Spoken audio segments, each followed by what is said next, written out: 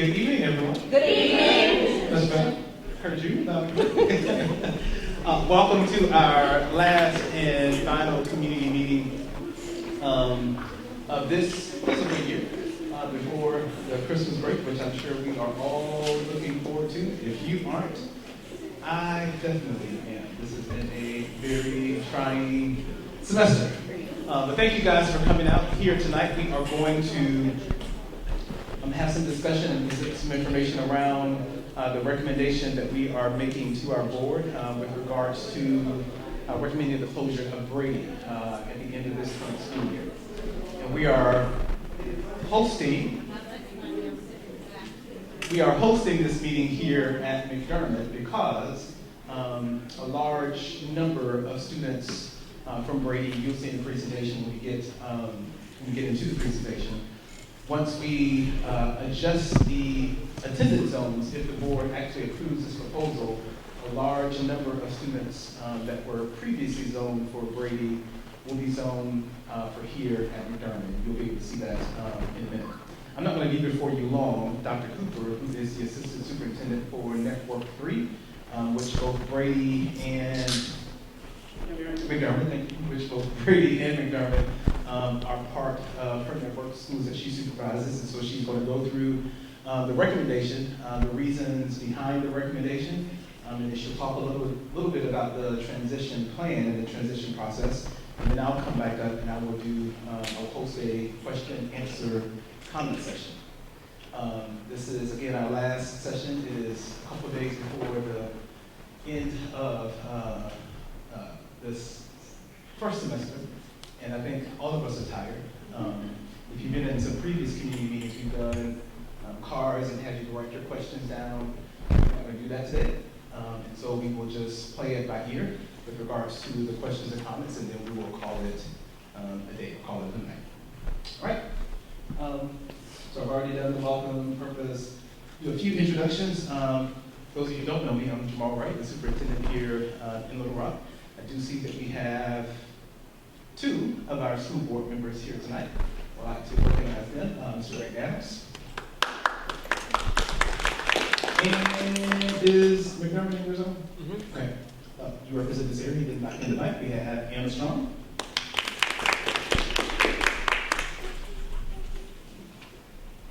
And I always like to recognize our communications team, Ms. Pam Smith. Dennis, here on the camera. And don't tell me. I know, because I call you all the time. I said, don't tell me. And Kristen, I like to recognize them because you see them at every single event that we have. They work long hours. They are always here, always serving. And so we definitely appreciate your service to the Little Rock School District. I'd like to recognize, I know Ms. Dow isn't here, but she will be here later. But we have the assistant principal of McDermott who is here. Miss Strong. Thank you. Oh, thank you. I had to look up your name before I got here because I'm always forgetting your name for some reason, and I still forgot. But you put it on the email, so I felt special. Yes. But we thank you guys for hosting us and all of the staff here at McDermott. Any staff here from McDermott? Okay. And Principal Casey Davis, principal at Brady, is here. Any staff members from Brady? All right, we got one. Glad to have you. She's at both places. Oh, you don't really count. She counts twice. And I said she don't count. For those of you who don't know, she's an instructional teacher, and they are shared between two schools. So she works here and at Brady. And then with that said, I am going to turn it over to this is our agenda, which I've already talked about. And I'll come back up for the question and answer session. Good evening. I always love being here at McDermott. It's my first principal job. We know it too. This is a great place, So I want to go ahead and get started. Ms. Varela is also here. She always assists with helping with translations as well, interpretations, excuse me. So we're going to go ahead and get started and look at the proposal recommendations. And of course, we all know this is pending board approval. So looking at, here are the reasons why we are, having the consolidation or recommending consolidation, closure, and then enhancements. Because of course, you'll see later on, there's a repurposing vision for Brady. So here are a few reasons why we have these recommendations. Reduction in state funding, and if you have this in the flyer, everything is listed there. So you can either follow along in the flyer or here on the screen. Reduction in federal funding, so state and federal funding. We have student enrollment, which has declined over quite a few years in our district. Facility usage data. We have some conditions of facilities, per pupil expenditures, and then you have some competition. That's expansion of charter schools and private school access, but then also district department office consolidation needs. So this is why we are here with the recommendations. Here are all of the factors contributing to those. So here is just a chart of all of our buildings that are currently underutilized within the district. And so when you look over, you see the total number of classrooms, actual building capacity, current enrollment, and then current building utilization percentage. So the reason why you see Gibbs, Pulaski Heights Elementary, and Western Hills, although they are smaller schools, their utilization is a lot higher due to specialty programs. Okay, so when you look at Brady and McDermott, they have some low enrollment, and that is why you see that there. So that's that right there. Okay. So recommendation 2 is to close Brady, and then those students in Brady's current enrollment zone will move to either McDermott, Pulaski Heights Elementary. The schools that are listed here, you have Jefferson, Forest Park, J. Fair, or Stevens. And Dr. Wright is also, we've also included a map where you can see some of those zones. So here are another reasons why. So too many underutilized buildings, as we shared it earlier, in the same geographical area. Both McDermott and Williams are underutilized and can accommodate more students, and the physical buildings are in better condition. So better condition than Brady. So that's another reason why that recommendation is there. But along with that recommendation, there is a proposed plan for Brady's current campus, and that is to become LRSD's parent center. And Mr. Benjamin Wade, he's Brady's assistant principal. It will serve right there on Markham as a one-stop shop for parents, and will house the following areas. And again, this is included in your presentation that was printed. So student registration office, so we will then close and sell the current SRO office that's on 5th and Sherman, some STED offices, some or all early childhood offices. Then we will house the parent resolution staff offices, student support services, counseling, mental health, hearing officers, care staff, health services, and then Little Rock PTA, the Parent and Teacher Association. And that can also serve as a meeting space. So here is the breakdown of the numbers that will attend those schools that were listed above. So here's the difference with the closure of Brady. All students will not be assigned to McDermott. So currently, McDermott, the way it is being proposed, McDermott would receive 136 students from Brady. Pulaski Heights Elementary would receive 9 students from Brady. Jefferson will receive 10 students. Then Forest Park, 23. J.A. Fair, 15. And then Stevens, 27. And then here you see a map where a lot of those schools are in close to the same region. And so that's, again, just another breakdown of the school's attendance zones. All right. And here we have the breakdown of the numbers again, just a closer, just zooming into that geographical area.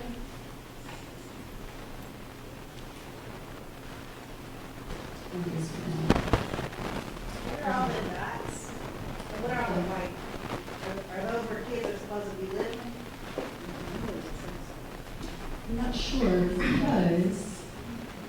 can barely see those numbers. I'm not sure, I would have to ask that question.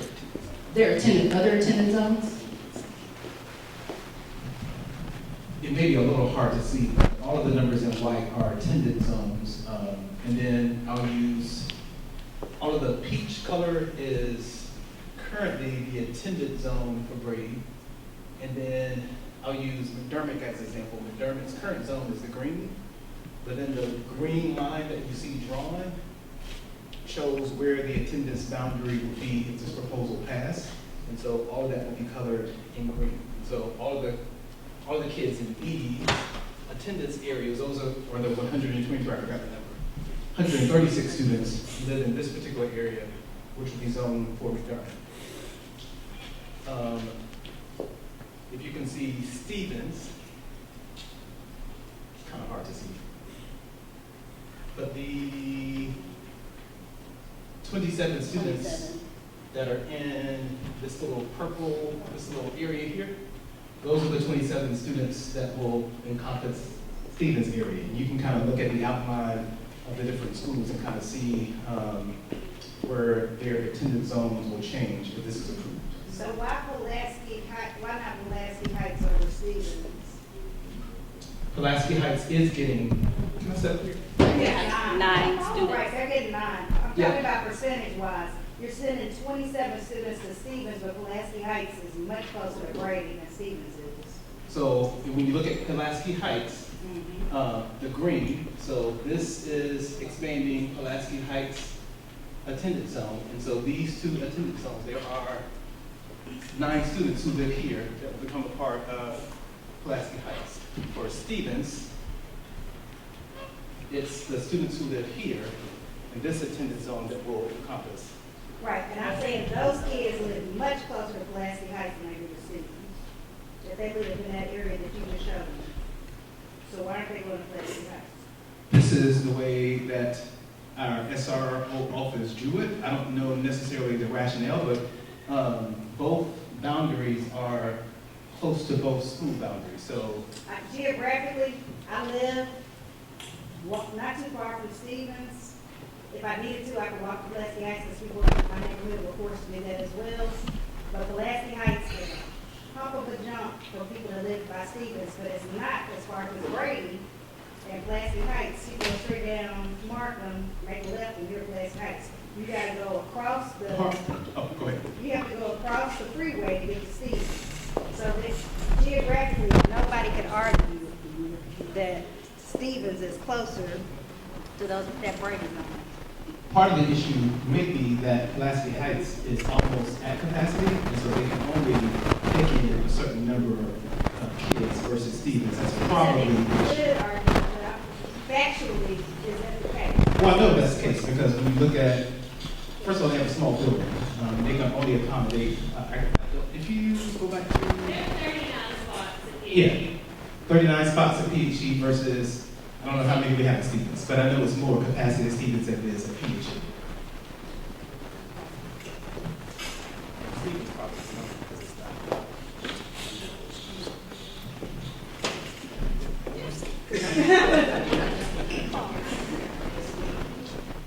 Excuse me, I have a question. Just following up from her. So, do we not consider like the siblings? Like, for example, I have a daughter that came from Brady that got enrolled to Pulaski Middle School. But my son, I was informed, was in J.E. Fair. That is like way out of my zone where my son and my daughter is at. Would that not accommodate him more of being at Pulaski Heights Elementary? Because I'm told he's not in zone now. I would like for my siblings to be together. Dr. Fields,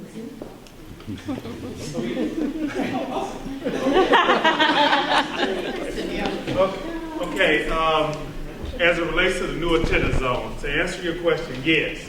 If your elementary child is at Pulaski Heights and that's your attendance zone, that if the board approves this, you will receive a preliminary attendance zone assignment tomorrow night. You will receive an email. If they approve it, we will send you your new attendance zone. And if you are borderline to Pulaski Heights, it's probably going to be Pulaski Heights. If you're borderline to Jefferson, it's probably going to be Jefferson. But the majority of the students from Brady are actually coming to McDermott if it's approved. But to answer your question, yes, you can get that. Okay, so just right now, like you said, it's not approved as yet. Right. And me being told that my son will be going to J. Ferry. If that is approved and that line does not work out, would I be able to submit for him to be with my daughter? Because them schools are like neck to each other. Absolutely. We do have processes in place. Appeal, TNT, all of that. Those are opportunities for your children to be in the same schools. Thank you. Are the school choice applications going to be honored? Yes. School choice applications, if you're talking about Arkansas school choice, that begins January 1st and goes through May 1st. Yes, we will honor those. Now, if you're talking about attending a school in a Little Rock School District, that's a different type of school choice, but you do have that opportunity as well. You're not obligated to go to your attendance zone school in the Little Rock School District.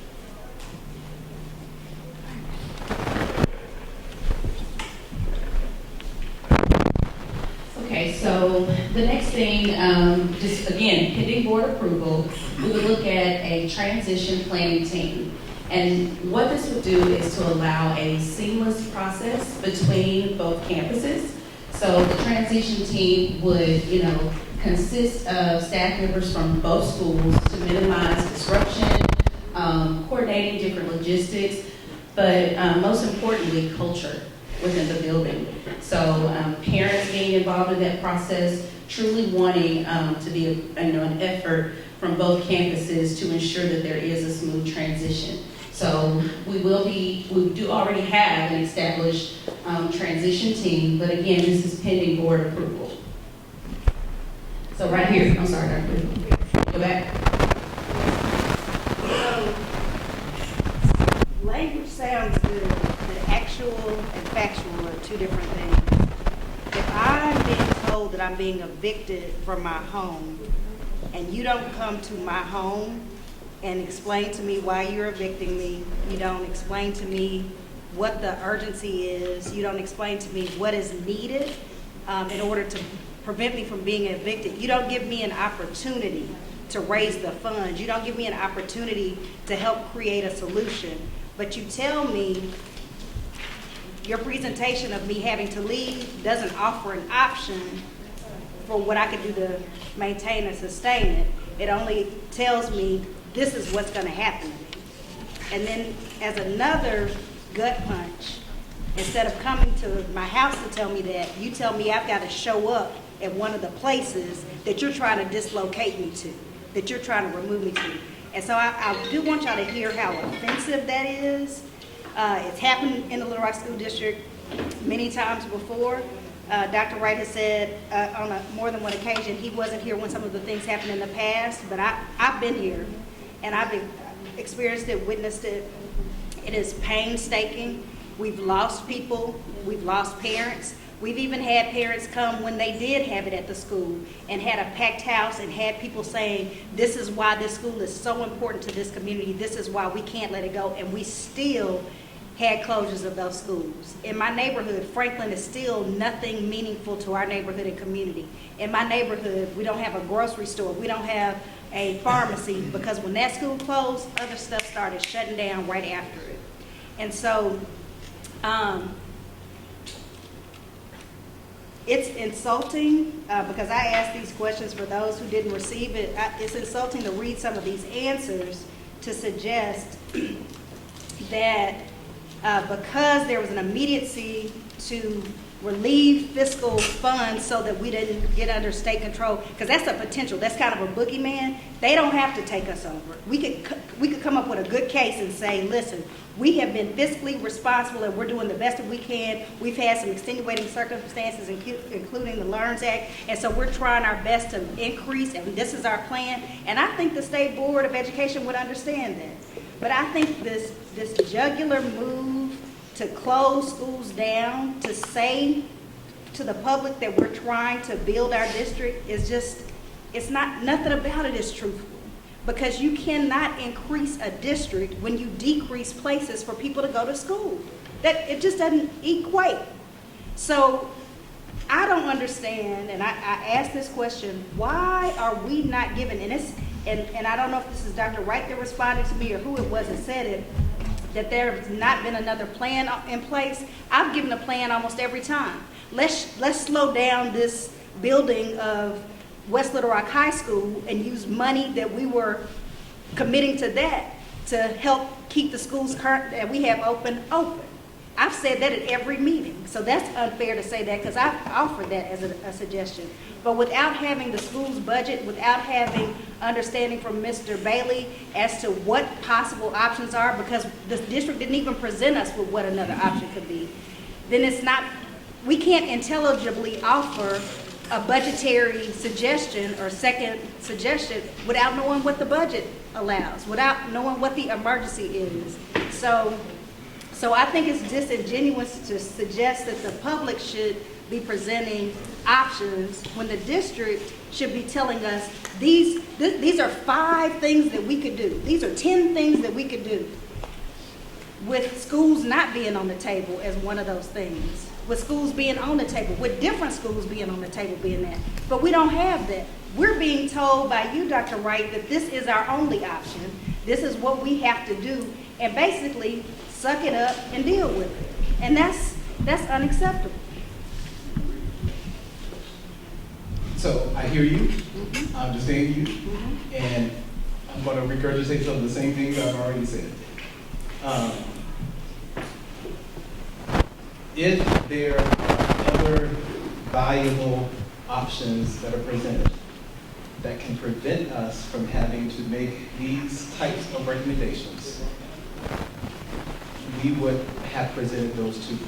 I don't know any of those. The suggestions that you offered about stopping construction on a high school that the board has already approved, that the voters approved when they did the millage. There was a millage vote, and part of the millage vote was the promise of building the West Little Rock High School. That ship has already sailed. We can't. It's not to not build it, it's the time frame. It's the allocation of monies. It's just like any other building project. If something major comes up and you decide, hey, we've got to prolong or postpone, that's what I'm asking you. Are there opportunities? I'm aware of what the law is. I'm aware of what people voted for. I'm aware of the millage tax. What I'm asking you is there wiggle room to say, let's put a pause on that building and let's put some of those funds into making sure that Brady and Carver stay open so that we do have school buildings where we can start not filling or overcapacitating classrooms, but having classes that welcome more people to our school rather than saying our district been saying we've got less places. I hear you. I am one person. I don't necessarily believe that the option, in my opinion, is a valuable option for us. But there are 9 school board members who are the governing body for this particular district. And so they too can propose other options and things for us to consider. As I stated before, myself and the district administration, we have spent countless numbers of hours combing through trying to figure out the best option and the best plans to put forward. And that's what we're presenting to the group. Again, I have not heard or seen, and no one else has presented another viable option for us to consider at this time. If there is something that we can do to prevent having to close schools, trust me, I will be the first person that would jump on it, because this is the most painful thing to have to do as a superintendent, to stand in front of a crowd of people, of staff and family, and to say that we're going to have to close your school. We know it's disruptive, but at the same time, we also have to be realistic about where we are fiscally as a district. And then I think, on the other hand, there can be benefits to this process. As disruptive as it may feel to certain people, and as disruptive as it is to people, there are certain benefits. We struggle to fill teacher positions and vacancies in our district. I can tell you that this year we had the least amount of vacancies, at least since I have been here, that I know of this year, because we closed a couple of schools. We had to open Lacey and West because Weston kind of sent those students to Hall. And so we had fewer vacancies, which means that our students there were less students with full-time subs or roving subs in their classrooms because we had more staff to fill positions in our district. And I still feel the same for this particular process, especially at the elementary level. We still have too many vacancies. And so, yes, there are drawbacks to this process, but again, there are also benefits.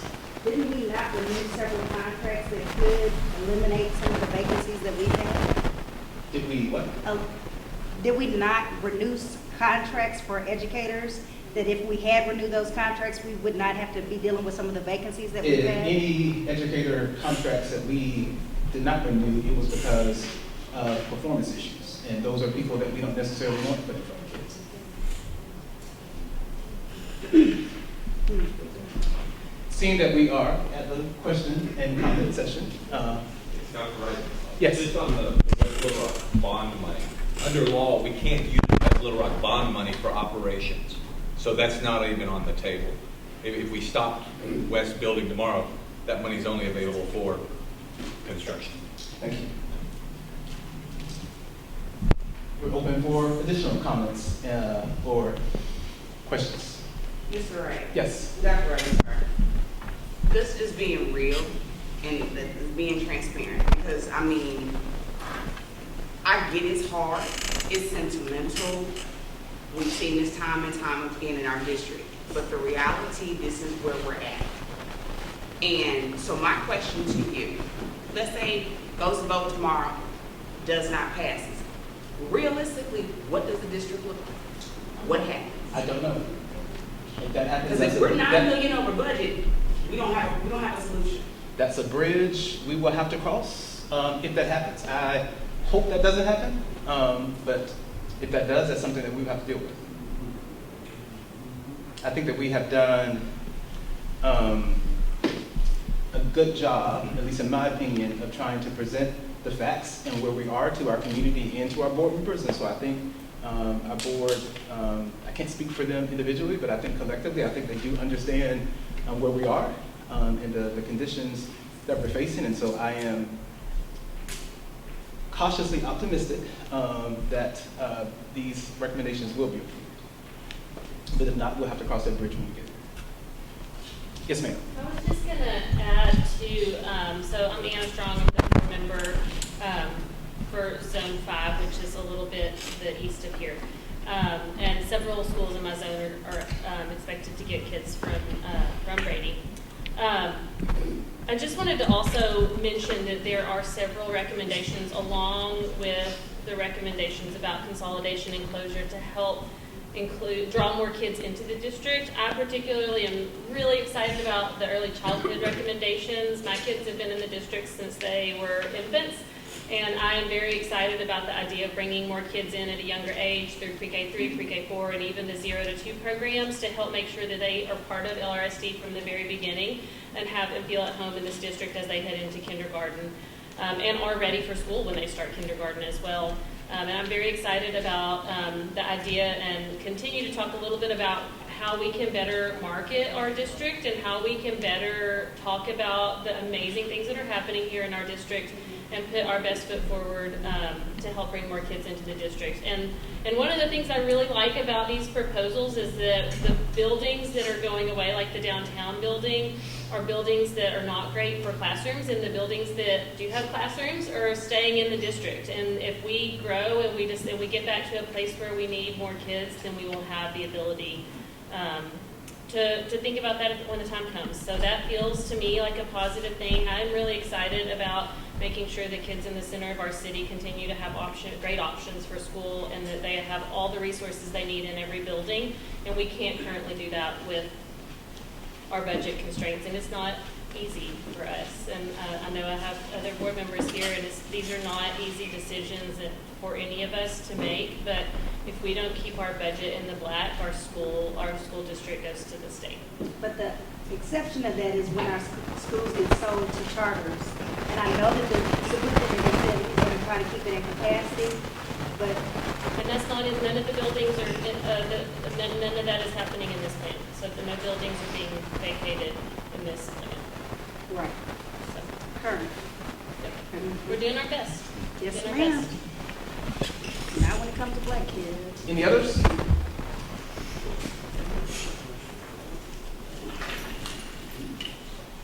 Going once? Twice? All right, well, if there aren't any other questions or comments, thank you guys for coming out. I'll stick around a couple of minutes after, so if anyone has a question or comment that you want to ask privately and didn't want to ask out loud, I'll be here. Again, thank you guys for coming out. I was gonna shout out to, I know Pulaski Heights does like new student days, tours and things. I believe Forest Park does that too. If anybody has a kid who wants to come tour and come here, like a mom or a parent and kid want to come here and tour the school, our PTAs are always willing to set that up and make sure that happens too. So please reach out and let us know if that's something you want to do. And we do that also at McDermott. Awesome. Yes, we do. And if you have any children at home, there's some milk on the back table. And please do not leave us with all of this pizza. So, take some home. Oh, you already did.